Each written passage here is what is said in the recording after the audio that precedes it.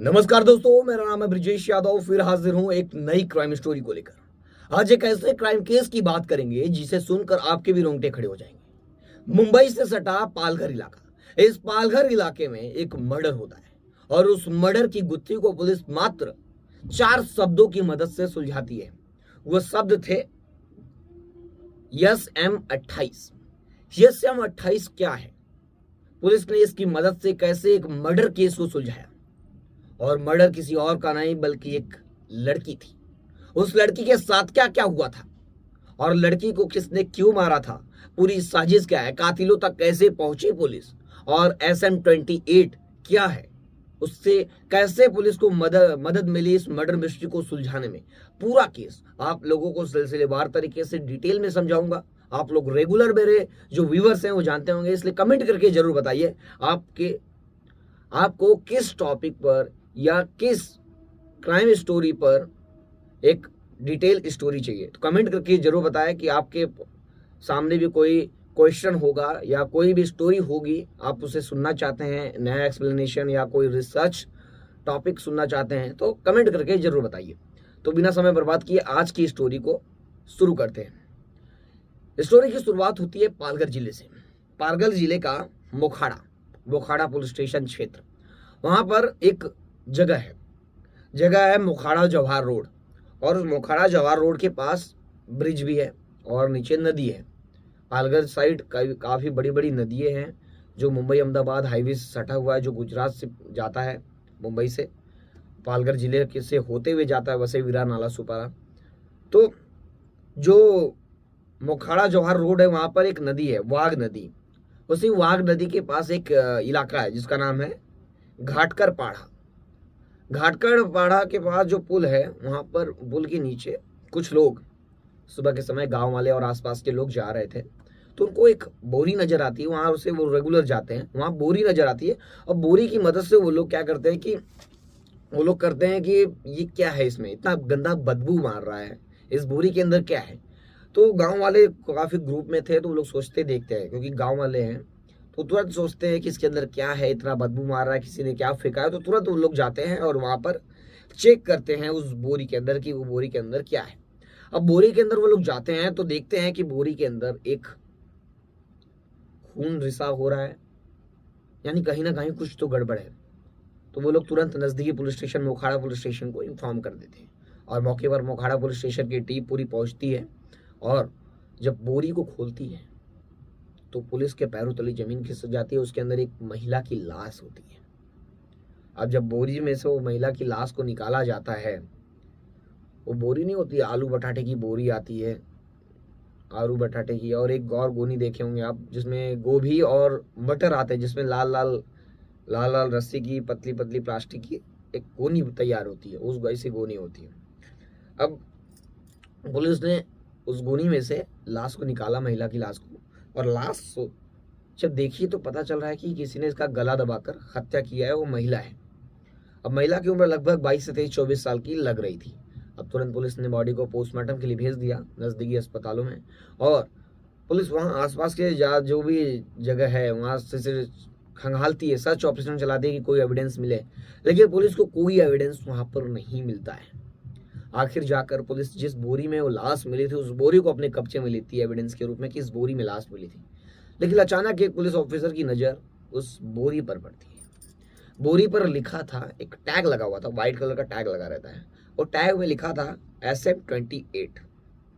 और ये बोरी थी किसी सब्जी की।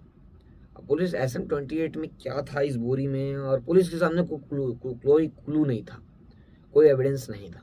अब पुलिस SM-28 जो लिखा हुआ है वो नोट कर ली और बोरी को रख ली अपने पास। अब पुलिस इस केस में कई एंगल से जांच करने लगी। आखिरकार इस महिला का मर्डर हुआ है तो किसी ने क्यों मारा, इसके घर वाले कहाँ हैं, इसके घर वाले हैं तो उन लोगों ने मामला दर्ज कराया या मिसिंग कंप्लेंट दर्ज कराया कि नहीं कराया, ये महिला रहने वाली कहाँ की है, इसे क्यों मारा, कहाँ मारा, इसे यहाँ क्यों लाकर फेंका गया। कई सवाल थे। जब इन्वेस्टिगेशन होगी तो इन सवालों के जवाब मिलते जाएंगे। अब पुलिस की टीम सबसे पहले, कोई तो एविडेंस के रूप में कुछ पुलिस के सामने नहीं था, तो पुलिस ने सबसे पहले जो SM-28 है उसे खंगालने लगी। तो उसको पता चला कि ये SM-28 जो बोरी है वो मटर की बोरी है, उसके अंदर मटर आता है, वटाना। अब वटाने की गोनी से कैसे पता करे इतने बड़े मुंबई महाराष्ट्र जैसे राज्य और शहर में कि ये बोरी, और ये बोरी कौन खरीदा, ये कैसे पता चल पाएगा।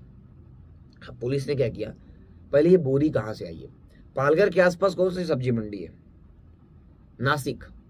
पुलिस नासिक गई, नासिक भाजी मार्केट गई, तो वहां पता चला कि ये बोरी जो SM-28 लिखा है ये मध्य प्रदेश से आती है और अरुणाचल प्रदेश से आती है, अरुणाचल प्रदेश से आती है। अब पुलिस के सामने सबसे बड़ा चैलेंज था इन राज्यों में जाना और फिर ये बोरी कहाँ कहाँ जाती है ये पता लगाना। अब नासिक में ये बोरी नहीं आती, लेकिन अरुणाचल और मध्य प्रदेश से आती है। अब पुलिस गई मध्य प्रदेश, अरुणाचल प्रदेश, और वहाँ पर पुलिस ने शिमला में एक व्यापारी से कांटेक्ट किया और उसको पूछी कि कहाँ जाता है ये जो बोरी है मटर की, वो कहाँ आती है, कहाँ जाती है, इसका पूरा क्या है। तो पुलिस को पता चलता है कि ये बोरी वापी और सिलवासा में आती है।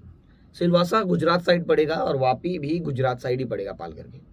तो वापी और सिलवासा में ये मटर की बोरी आती है। अब पुलिस वापी और सिलवासा गई और वहाँ पर पता करने की कोशिश की, लेकिन एक बोरी में कौन खरीदा, कौन से सब्जी वाले से लिया, ये पता लगाना मुश्किल था। लेकिन पुलिस को पता था कहीं ना कहीं ये लाश वापी और सिलवासा से ही आई होगी भर गए, क्योंकि वहीं पे ये गोनी मिलेगी। तो पुलिस ने सिलवासा और वापी में जितने भी नज़दीकी पुलिस स्टेशन हैं वहाँ पर इन्फॉर्म कर दी कि एक लड़की गायब हुई है, कोई भी मिसिंग कंप्लेन हो तो तुरंत इन्फॉर्म किया जाए मोखाड़ा पुलिस स्टेशन पालघर में। अब इस केस में पुलिस के जो SP हैं Bala Saheb Patil, SP superintendent of police Bala Saheb Patil, इन्होंने 4 टीम बनाया इस केस में। कुछ पुलिस की टीम आसपास के जहाँ पे बिलास वैली वहाँ के जो भी फेमस प्लेसेस हैं वहाँ पर सारे CCTV कलेक्ट किया जाए और जो भी ये लड़की का फोटो है उसको सर्कुलेट किया जाए हर पुलिस स्टेशन में। और वापी और सिलवासा जैसे शहर में जहाँ से ये गोनी आई है वहाँ पर हर जगह, हर भाजी मंडी में हर जगह ये फोटो लड़की का लगाया जाए कि ये लड़की गायब हुई है।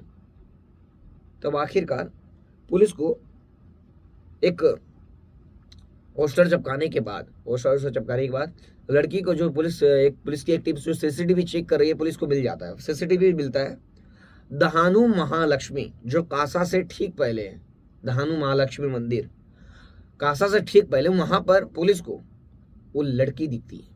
लड़की कार से उतरती हुई दिखती है, लेकिन उसके साथ कुछ और लोग भी थे। पुलिस लड़की उतरती हुई दिखती है और लड़की उस कार से जाती हुई भी दिखती है। तो पुलिस को कहीं ना शक हो जाता है कि ये लोग कौन है। और गाड़ी के जब डिटेल निकाली गई तो पता चला गाड़ी के जो लड़की के साथ था उसका नाम है बालाजी अशोक वाघमरे और उसके साथ 2 लोग और थे। पुलिस ने उनकी भी डिटेल निकाली और जो बालाजी अशोक है उसे उठाई और गिरफ्तार की। उसके बाद इससे पूछताछ हुई तो इसने और बताया कि जो लड़की मरी है उसका नाम काजोल गुप्ता है। काजोल गुप्ता का एक अफेयर था, लिविंग रिलेशनशिप में रहते थे, उसका नाम है, जिसके साथ रहती थी उसका नाम है, उसका दोस्त है राजकुमार रास बिहारी, जो उसका लवर था, जिस लड़की के साथ रहता था, उसे भी पुलिस ने उठाया। और पता चला कि इन लोगों के साथ एक और व्यक्ति था जिसका नाम रामशोभित सुरोर रामशोभित सिंह, इसे भी पुलिस ने उठाया। तीनों को उठाया। तीनों से जब कड़ाके से पूछताछ की गई तो पता चला कि जो राजकुमार रास बिहारी है वो लड़की से लिव इन रिलेशनशिप में रहना तो चाह रहा था, लेकिन जब लड़की शादी के लिए दबाव बनाने लगी तो शादी के लिए पीछे हटने लगा।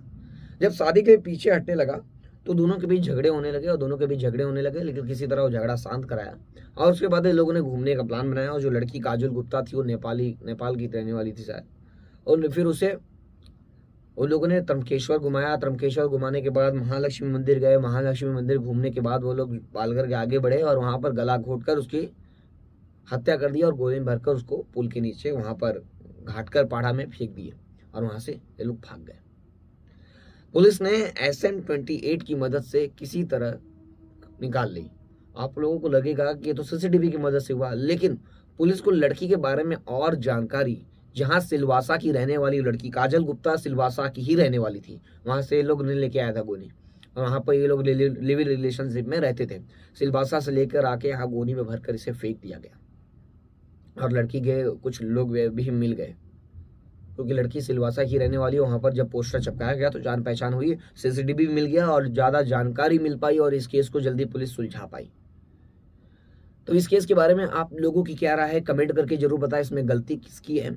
और सावधान रहिए, सतर्क रहिए। फिर मिलूंगा एक नए केस और एक नई कहानी और एक नई घटना के साथ। तब तक के लिए जय हिंद।